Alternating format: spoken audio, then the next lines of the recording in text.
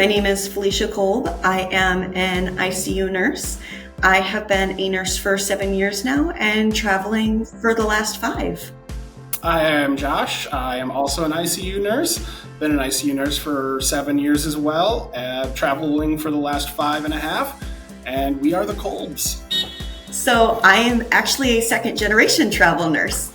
My mother was a travel nurse while I was growing up, and she had just done local per diem contracts through a local agency. And I had seen the potential of what it truly could be. And I had gone to nursing school knowing that I was going to be a travel nurse. There was nothing going to stop me. And I met Josh and I told him I am going to be a travel nurse and nothing is going to stop me. And she moved in with my family while I was on the road for a year, told them that we were leaving to be travel nurses, and suddenly, next thing I know, boom, Mom's with us. So now we have 3 generations of Kolbs in one camper. Oh, and we have Bucky, who is a 8-year-old pit bull Labrador mix, and we have Philesha's cat Garfield, who is a large orange fluffy Maine Coon.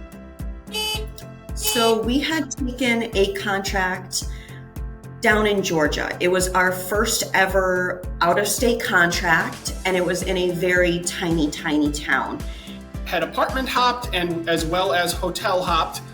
And in that time, we realized we did not like having to pack our lives up into our car every 3 to 6 months. And so the next logical step for us was to try out an RV.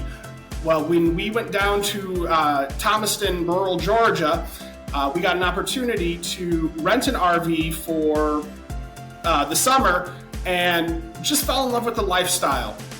I, within the first week after a strong learning curve, absolutely learned to love it. It was so nice to still have the luxury of traveling, but knowing that we had our home and our space still. And I didn't have to worry about what drawer in the new apartment or hotel was I going to put the silverware. The definite challenge of traveling in an RV, especially being long-term stays where we're there for more than just the weekend, is the holiday weekends.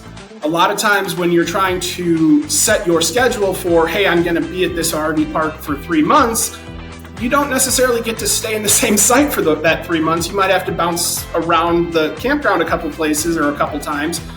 But the saving grace is that we've kind of mastered the art of packing and moving. Even with having the 2 children, it really is a delegation of tasks and get her done. So it typically doesn't take us too long anymore to move our camper. And actually, we just signed a contract to go to Maine.